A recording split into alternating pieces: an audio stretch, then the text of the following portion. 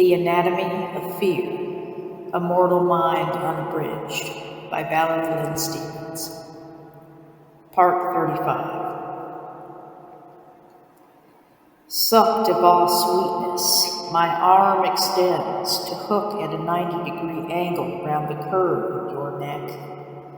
But the feeling is dry, stiff, and withering, like the flowers you sent just yesterday morning, and they're already lifeless, though I've watered them and given them their proper abundance of light.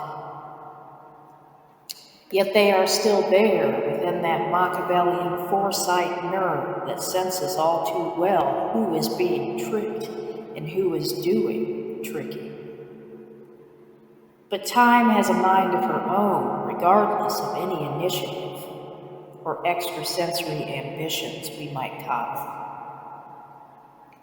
We walk now to the ivy-laden gazebo, which the wind and the sanguine summer sun seem to appreciate more than we ever did or could, as your car idles nearby, humming an all too familiar tune of goodbye.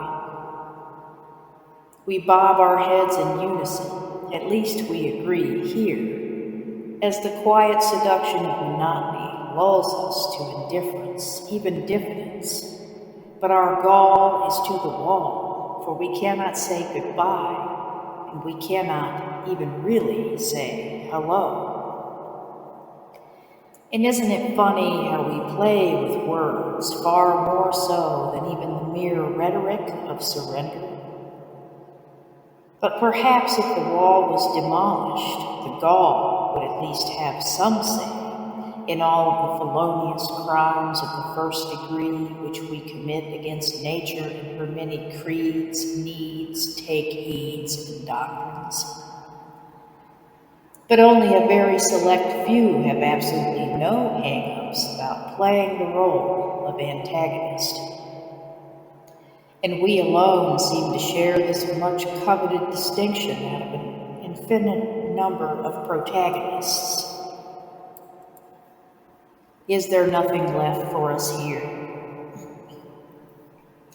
They say that living is something that, no matter how hard you try, cannot be denied and must be learned, like loving.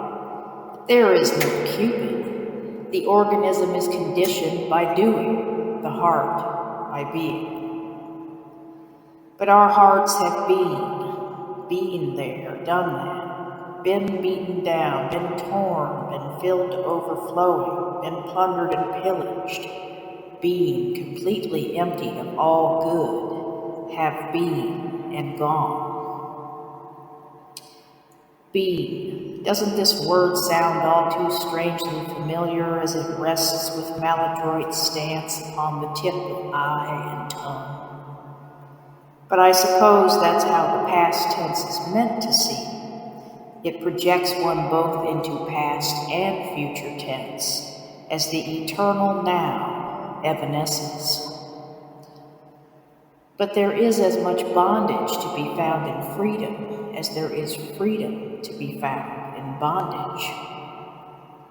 So in essence, here we have again a positive and a negative canceling each other out, leaving only the choice, the blessed great void, hopeful and teeming.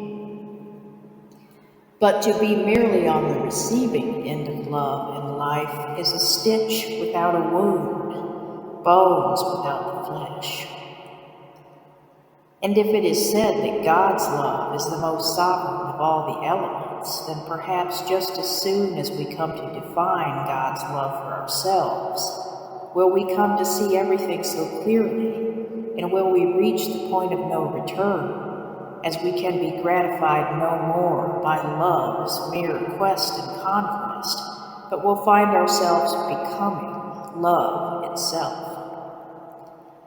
For in the end, love may be just a mere word with all of its accompanying semantic baggage, but the truth is that when love becomes of us, it will no longer need be defined.